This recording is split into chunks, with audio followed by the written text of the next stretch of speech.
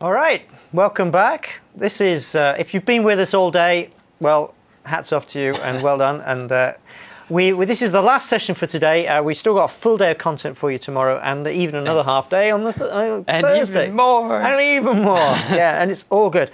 This session is a load of fun. A lot of great new features that I'm going to show you in this one. This is about sharing files and data in Windows Phone 8.1. So we're going to talk through a couple of things about app-to-app communication, about file associations, URI associations, just briefly those ones. They're not new features. But the share contract, this is a new feature, and it's really, really exciting. And also the file open and save pickers. They don't sound very exciting, but actually once you start working with them and realizing what they give you and how they work, they're really exciting. So I'm going to run through these topics now. Okay, sharing in Windows Phone 8.1. There's a number of different ways to do sharing. First of all, you can do this URI. This is what is often erroneously called app-to-app communication. It's not only app-to-app communication, although that is one thing you can do with it. But URI associations is where an app launches a URI. And it's kind of decoupled. It doesn't know who's going to handle it. So it just launches it out to the OS, and the OS looks for an app that is installed that is registered to handle it. And if it's not, if there isn't one, it will take you to the store and say, do you want to go and find an app to do this? So the shell is involved in that. And but also the reason why it's not only app-to-app communication is that it's also used for launching into settings and that sort of thing, or for launching the browser and doing a search. Or actually, you can even there's a URI for launching the mail client and starting sending an email, for example. So there's lots of different uses of launch URI async. But the one that's in the app-to-app communication camp is that you can actually create your own custom URI. Like this example is Jumpstart, and you could have another app that's registered to handle the Jumpstart URI, and they communicate with each other in that App A launches App B effectively and passes it whatever data you've put into that URI, so in the query string or whatever. So that's a simple way of doing a sharing. The bigger brother of that works the same way, but this time you're launching a file. So this ties in with what you were saying about the SD cards. Mm-hmm. So if the receiving file, the one on the right there, has registered for a particular file extension, it says, okay, I'm going to handle .jumpstart files, and then this app on the left launches a file of type .jumpstart, then it will go straight, the other app get launched, and the file will be passed to the receiving app. So you can obviously put quite a lot of data in there. So that's a file association, and obviously you can't, if you're a third-party app, you can't register for .x or .pptx or any. There is a list of reserved file extensions, so you have to look in the docs for that. Yep. But typically for file-to-file communication, you create a custom file type and use that to communicate between two apps, and it's very seamless. There's no. If there's only one app installed, it's as if you are navigating from a page in the source app to a page in the receiving app, and it looks like they're all part of the same app. So it's really seamless and really real nice way of having a couple of apps communicate with each other. The new kid on the block is the share contract. So this is a much more flexible arrangement of sharing than the first two ones. So in this one, the shell gets involved with a share picker, and the UI in the middle there is the OS popping up some UI to the user. So again, the sharer and the sharee are completely decoupled. So this is what the contract bit of it comes into it, in that the sender just builds a data package that conforms to whatever the contract says it needs to, and it just throws it out there. And the OS then puts up a list. It gives the user a list of apps that it knows are capable of handling that particular the kinds of content that the source app is sharing. And then the user picks who gets it. So the sender doesn't get involved. It's the user is in control. They pick the app, and then the app that they choose fires up and handles that content and does whatever it does with it. Facebook, Twitter, or could be your own app or whatever. So it's really flexible and really powerful. So just quickly about file and URI associations. These are custom URI associations. Like I said, you can link those into the core experiences by launching an HTTP, which launches the browser. There's mail to for email and that kind of stuff. And launch URI async, which which is an example there where you're launching into Facebook using an FB URI syntax. And you can use custom ones to launch into your own app as well. File type, you can launch files into the built-in apps, like you can launch, if you launch a docx, you'll end up with Word on the phone will fire up to handle it. But also you can do custom file types as well. So here's an example of getting a file from your local storage called mydoc.pdf and then launching that file out. And that will launch a PDF reader app should you have one installed. So that's one example of how you would launch a file to another app. And if you have multiple ones? Then So if you have multiple files, apps installed, it will put up what we call a disambiguation dialog. Basically it says, I don't know, which one do you want to handle this? It'll give you a list of the apps that are installed to handle it. That's different from big Windows, by the way, which in big Windows, if you have multiple apps that can handle it, it will only ever, in the control panel, the user controls which app is the preferred app for a particular protocol or for a file type. So then it will just launch that one. You need to register file and URI associations, the receiving side of things. So if an app is capable of handling .recipe.rcp files, which is the example we see on this slide here, we've registered a file type association on the declarations tab in the manifest editor, and there you can just, at its simplest, all you need to do is put the file type in of .rcp and save that, and then that is your app is registered to handle .rcp files. Now again, on the receiving end, what happens when your app is activated to handle a file or a URI? You'll get this for file activation. You need to override in your app.xaml.cs, override a method called onFileActivated in the app class, and you you could be getting launched from cold, so you just need the standard boilerplate code that you normally have from your onLaunched method, where it creates the frame and all that usual stuff. But then after all the standard frame initialization code, you have this bit of code at the bottom here, where it says something like, well, you're going to navigate to the page that's going to handle it. So we're going to a page called bugquerypage.xaml here. And then after you've navigated to it, you then need to pass the file to it. And the way to do that is when you're coding up your bug query page, put a property on it. And in this example, we've called it file event. And then all you do is you set the args, the file activated event args that you've received into this onFile activated method, and you put that value into that file event property on that page that you've just navigated to. So that way you've passed the content onto the page. The page can then open that file and do whatever it wants to do with it. A similar thing for URI activation, where this time you need to override the onActivated method, and there's a number of actual different ways the onActivated method can be fired. So you need to look at the iActivated event args and find out, is it a protocol activation kind? If it is, then you know that the args you've been passed are actually a protocol activated event args, and then you kind of basically do the same pattern you did before. So do the standard frame building up, and then pass those args onto the target page so that it can handle the activation. Now, in the sample code, there is some demos for this, which are kind of interesting, but I'm actually going to move straight onto the share contract in the interests of time. So,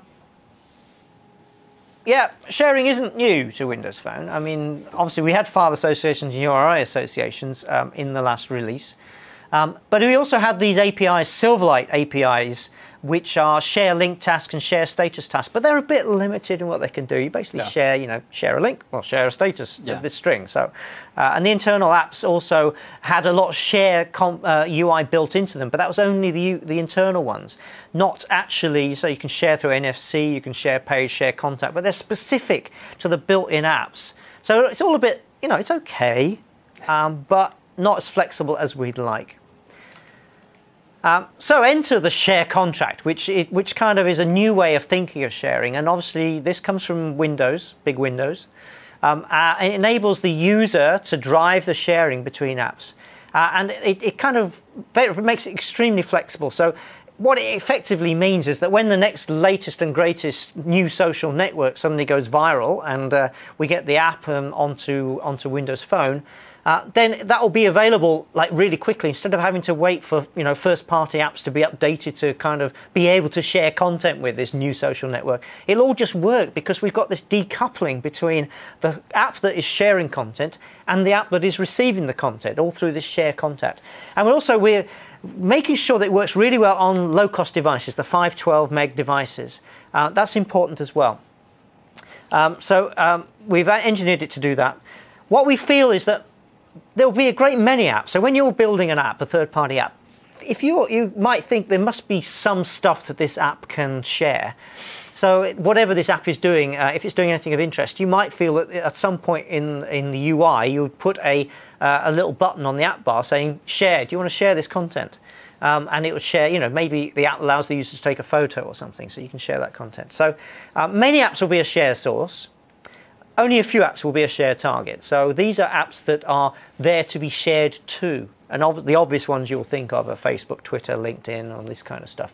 But there could be others as well. And the mail app for sharing through email, NFC sharing through tap to share. There are obvious ones that come to mind. So if you think that your app could be could add to that collection, well, great, be a share target. But there's not going to be so many of them. So share source, using this contract, if you implement the share source contract, what you're telling Windows is your app has something to share, some kind of data, which can be quite flexible. It could be files, it could be just text string, it could be images, it could be HTML, there's so lots of other things to other apps. So many apps will be a share source.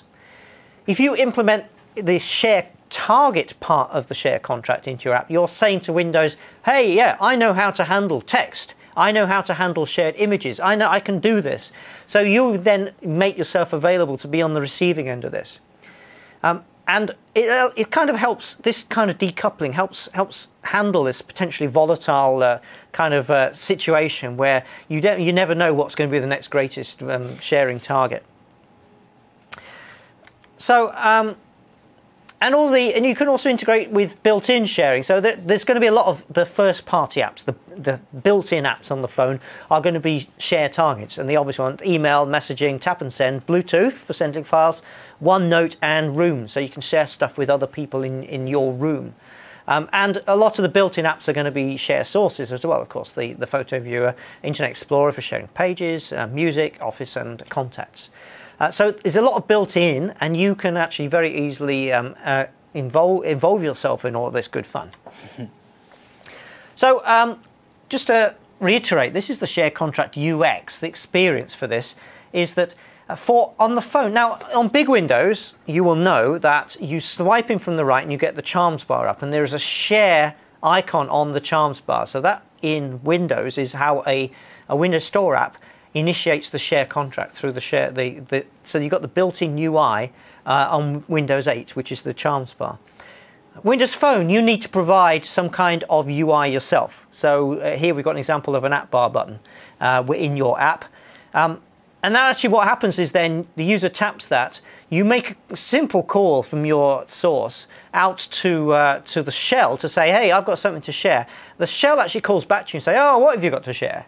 And you say, oh, I've got a picture to share, or I've got text, or I've got HTML, something like that. And at that point, then it bounces back to the shell, and the share picker is displayed to the end user, where the apps that are installed on the phone that are have registered through the share target contract, that they know how to handle the content that the source app is sharing out, will be listed. And there's also this most recently used list as well, because this could potentially be a fairly long list. So the ones that the user prefers to use will be shown at the top, and then everything else is underneath. Once they've selected an app, then the target app is activated, and it shows some transient share UI. So it'll probably show just one page, sufficient to allow the user to confirm or deny that they want this to happen. And then it makes a call back to the share contract saying, yeah, I'm done, and control is returned to the source app. So that's kind of how it works. So it's so with big Windows you have the share flyout that comes over, and with Windows Phone it's a dedicated UI that we go out to and come back to. Yep. Okay. That's right. This is how it works in a flow diagram. Weirdly. Okay, so what happens is the source app registers with the data transfer manager, or in Windows, let's get these boxes up. There's something gone wrong with my animation here. It's not how it's meant to be. Right, there we go. Okay, so sorry about that. So what actually happens is that the user selects on the phone the Share UI on the Windows Phone. You see the light blue box on the left there, and then that goes. It calls out to the Share Picker, to the Shell API.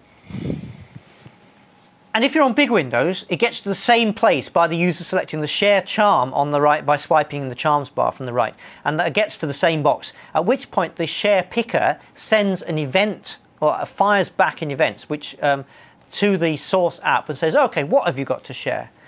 So it receives that event and fills this object called a data package. So this data package is the formalized way of the share contract for the share source, and it fills that and it sends it back to the Share Picker.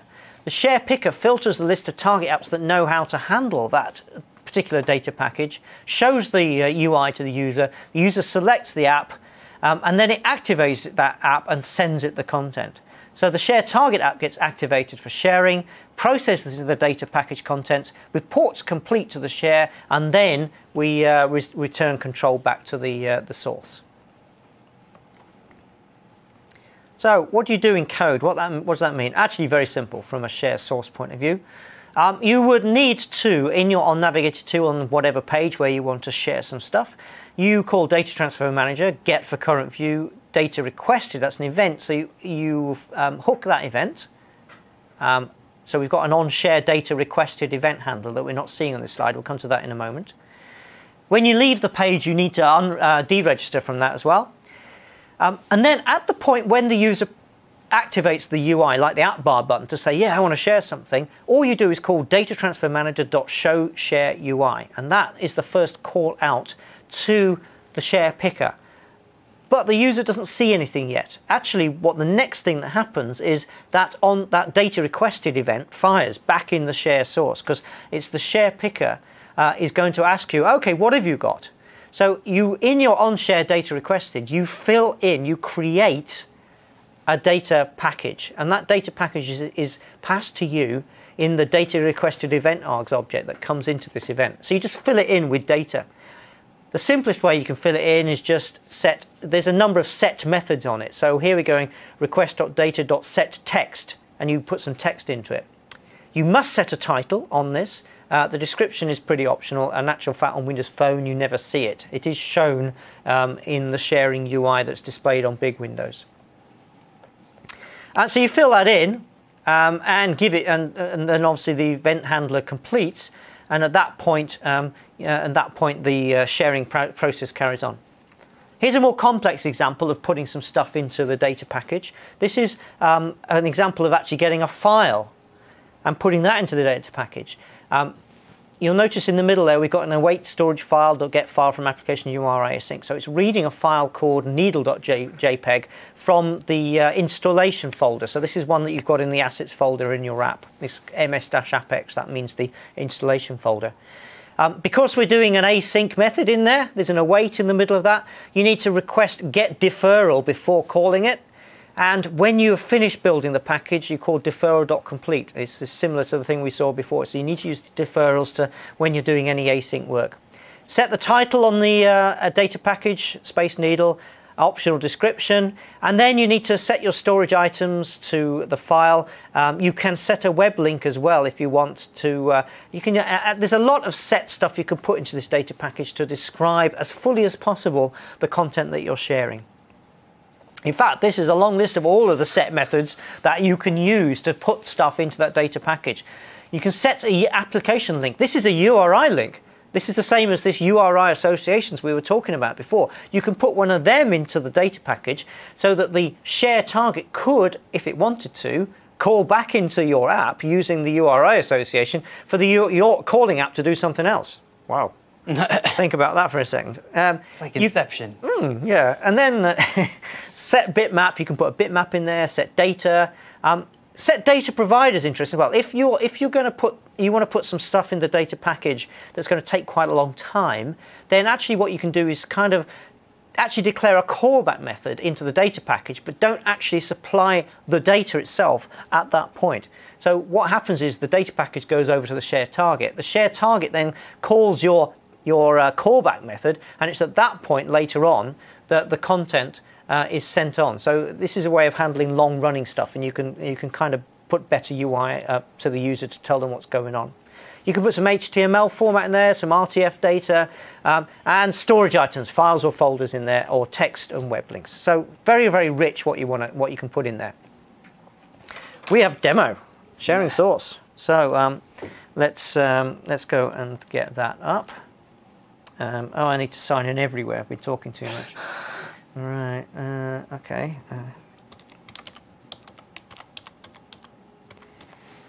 That's on there, and I should get some stuff over here to help me do this. I could even spell it right.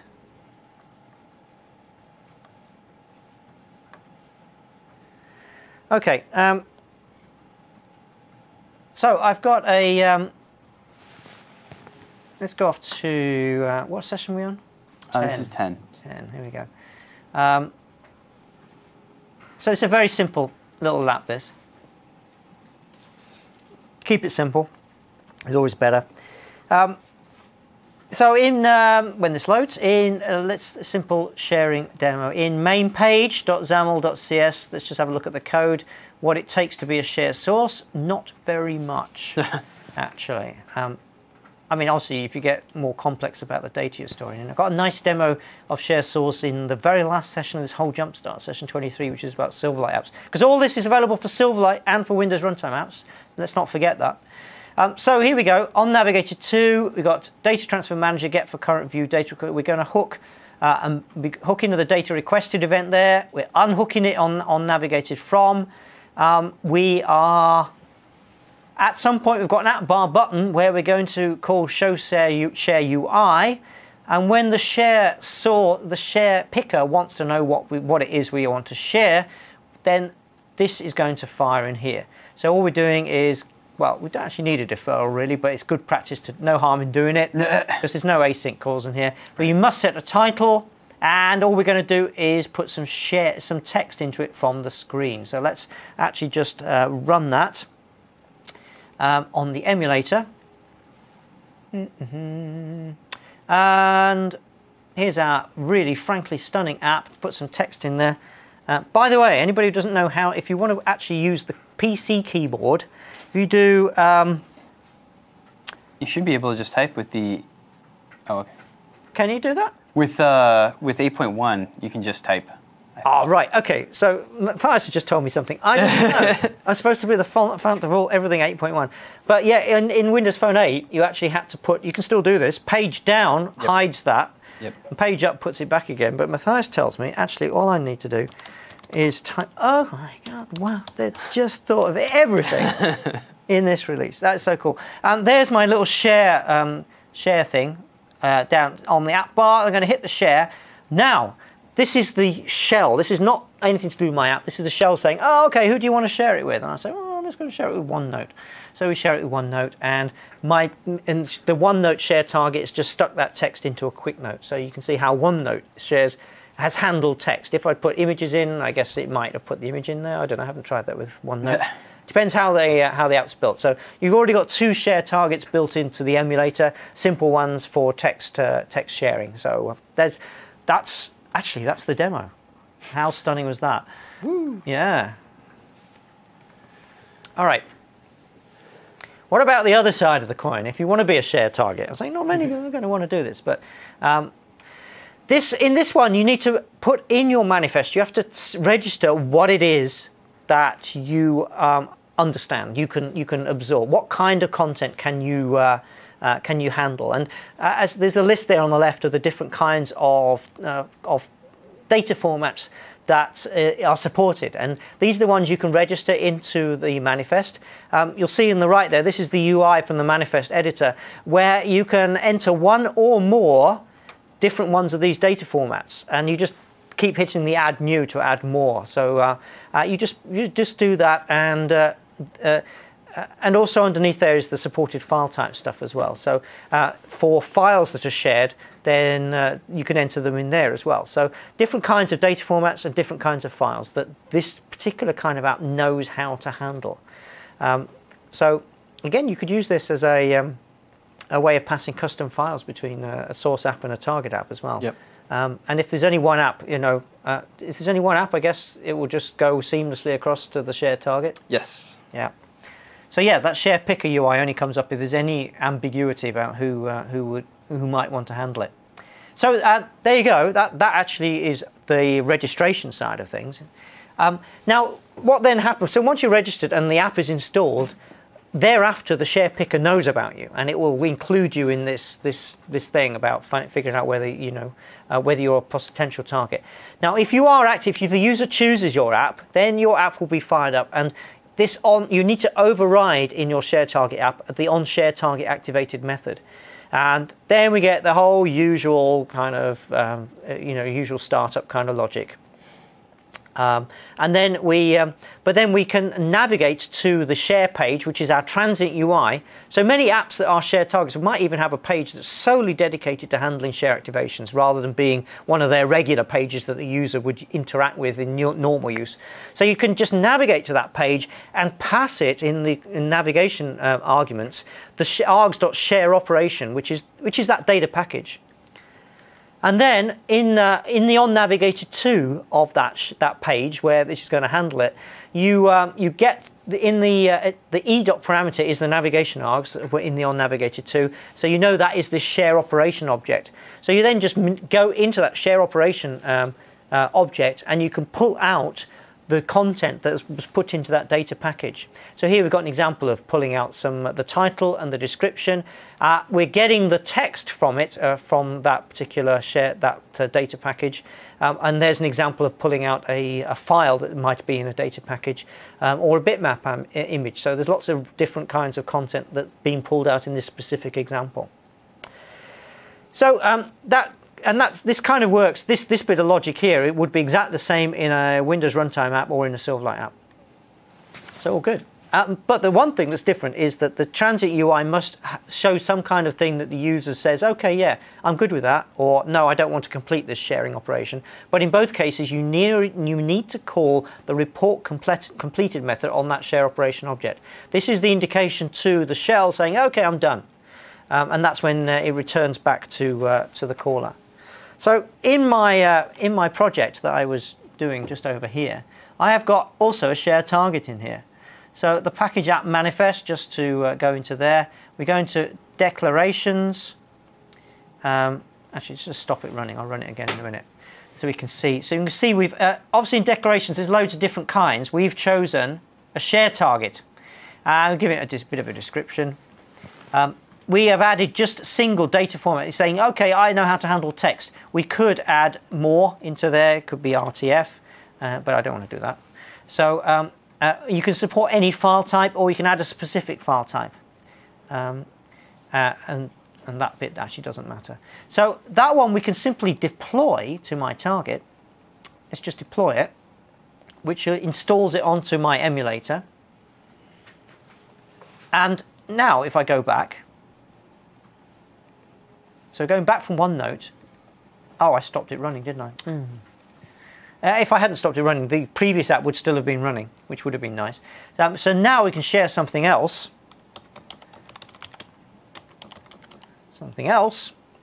And share that. And now our app has turned up in the list there as one of the potential share targets as well. We could share with OneNote, or we could share with our little app, which does this stunning thing, puts it on the screen. You notice I've got some UI on here saying, okay, yeah, I'm good with that, or no, I'm not happy about that.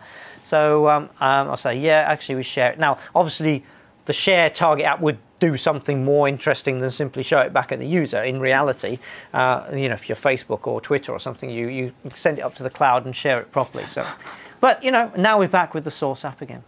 So, nice and simple. That's kind of how it works.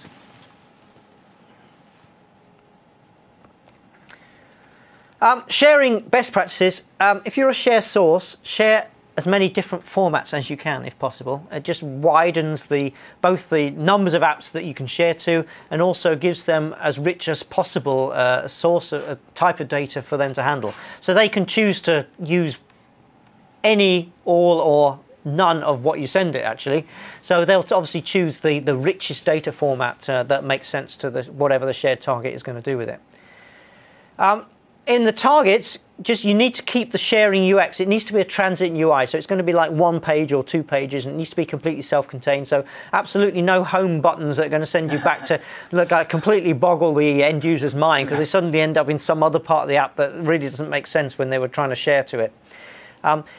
Yeah, think about large data transfers. There's all kinds of stuff that if you're going to be handling big data transfers up to the cloud, use the background transfer API, which we're going to cover tomorrow morning in the networking session. And you must always call that report completed method to send the user back to where they came from. So that's kind of it. Comparing with Windows, this is completely converged. It works both the same way, apart from obviously the charms bar and the having to put your own UI. But the way it all works is the same, complete API convergence. There are a few things that we don't support from big Windows. There's this thing, this idea of long-running shares, and Windows will keep a share target running quietly in the background once it's been activated, so it can be quickly reactivated. That doesn't happen on phone. It's always killed in terms of once it's done, it's done. In terms of making sure that we conserve phone resources. And we also do not support quick links, which is something that's on big Windows. The source application will be suspended when the share is invoked. Again, that's different from big Windows, where the source kind of happens as a transient UI that doesn't hide the source app. But as you saw with phone, we get the share UI is a full screen display, so the source app is suspended.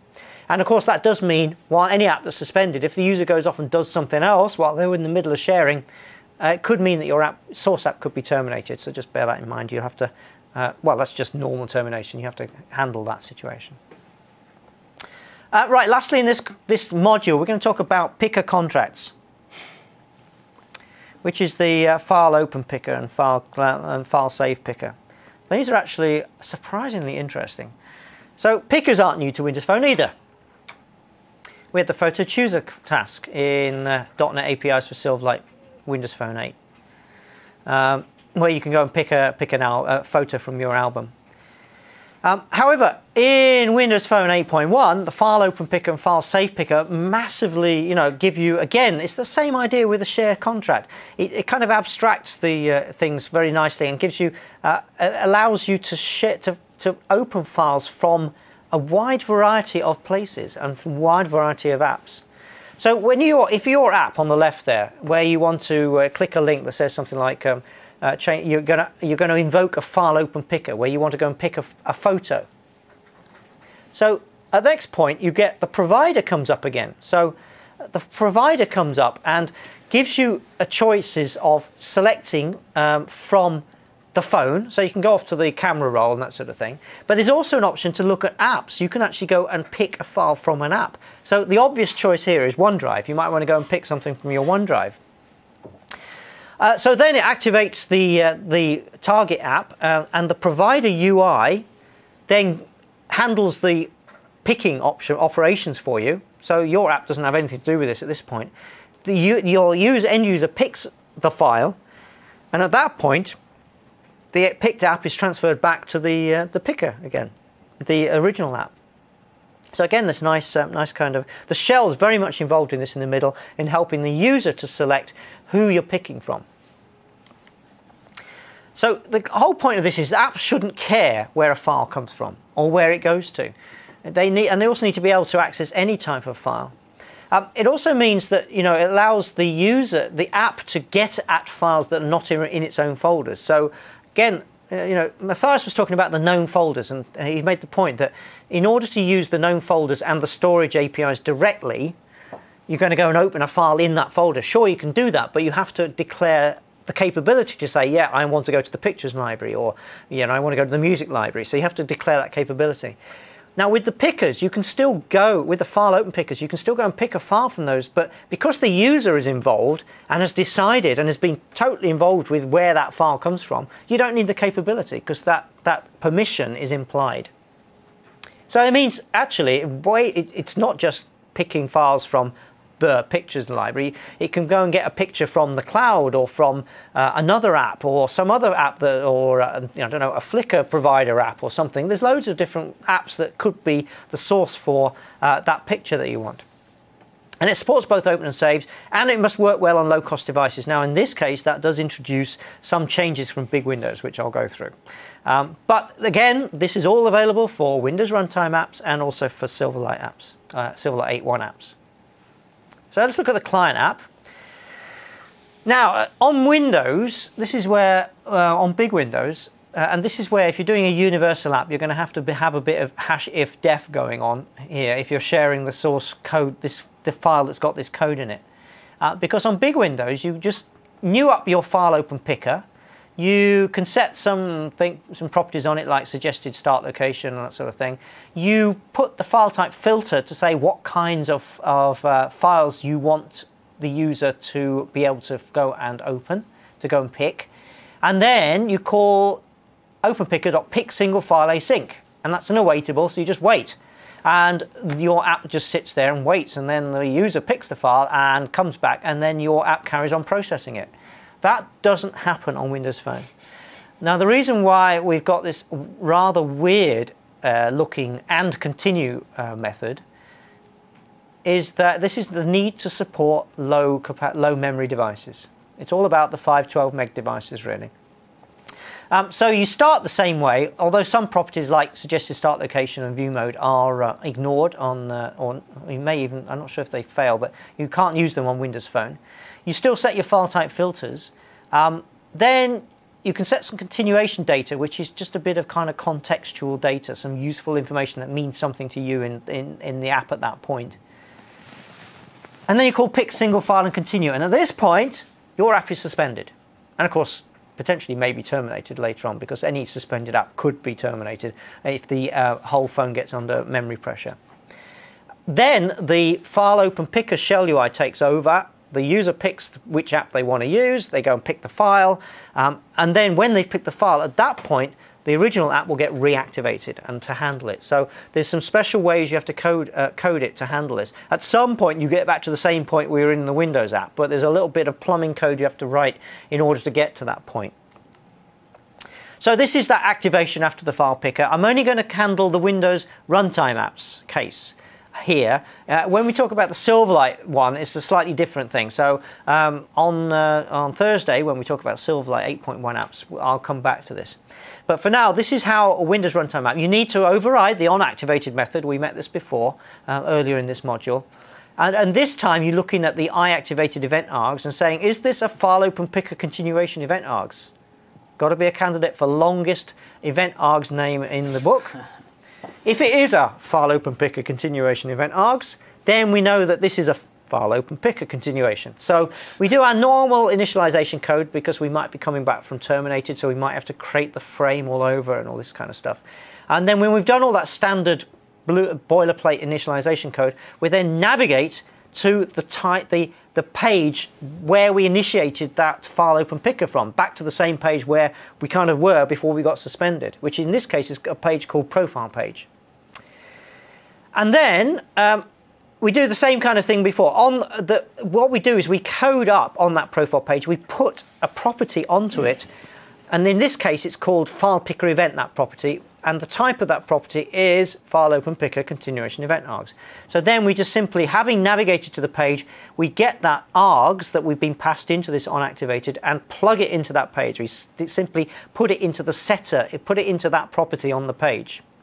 And then step 2 is in the setter of that property. So here's that property at the top here, the file picker event property. In the setter, then we call a method, which in this case is called continue file open picker, and pass it that file picker event args.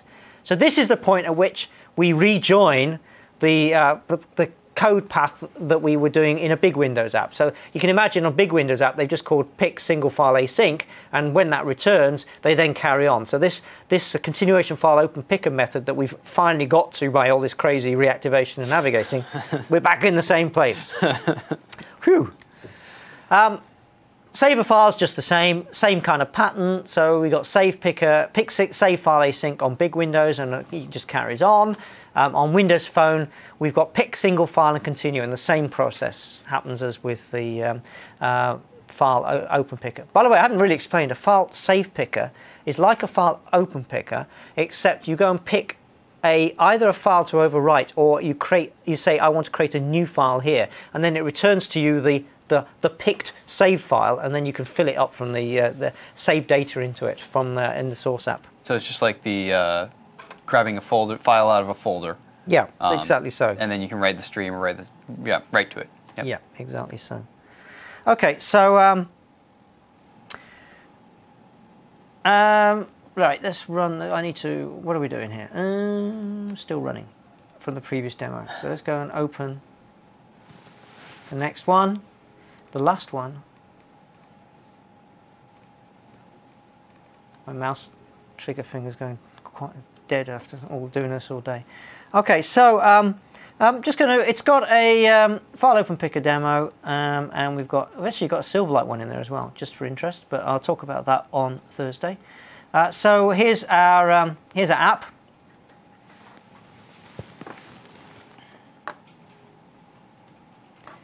And I'm going to go off to my profile page, and this is a link, change profile picture.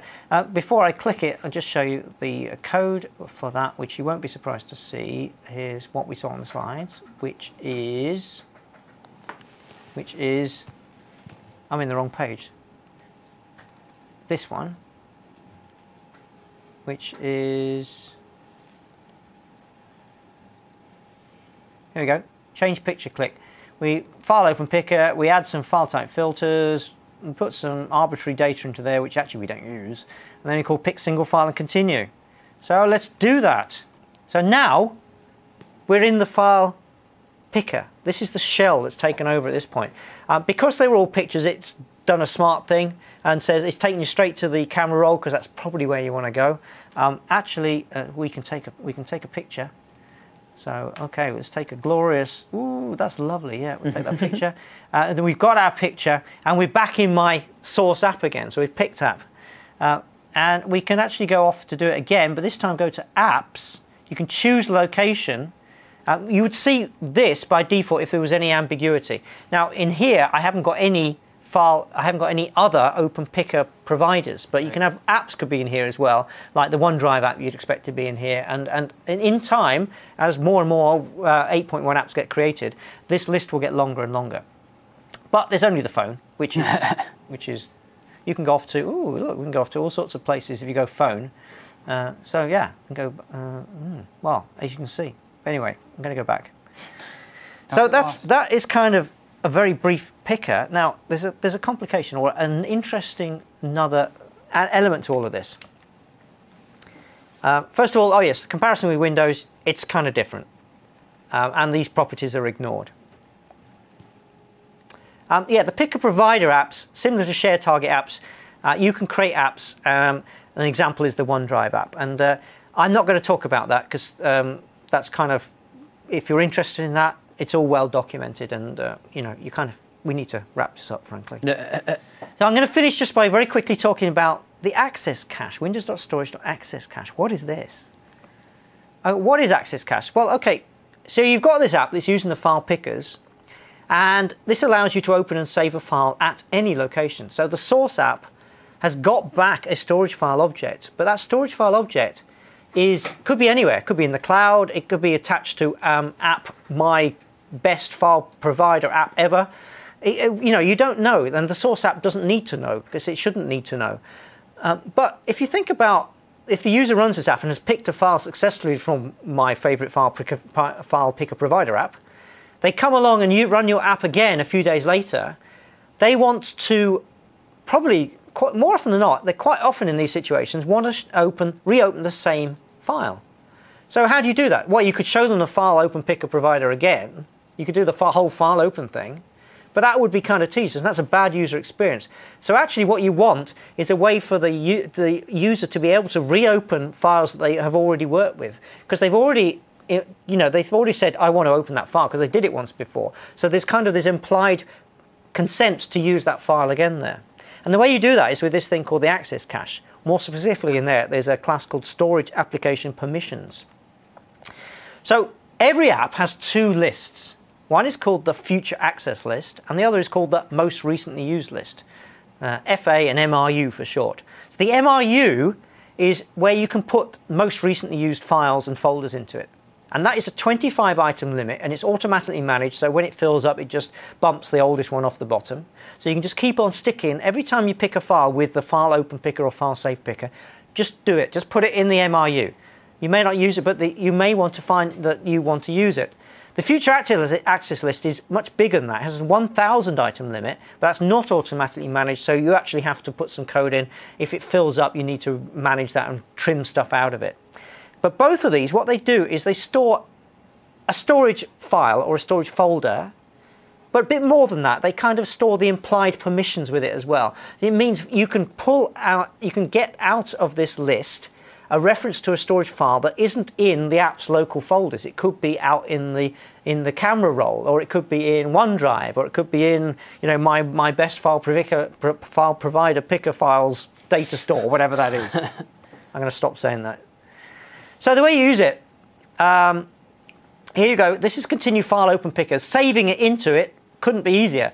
You say storage application permissions dot most recently used list dot add, and then you add the file, and you can put some metadata on it. It's similar to add it to the future access list. Just add it.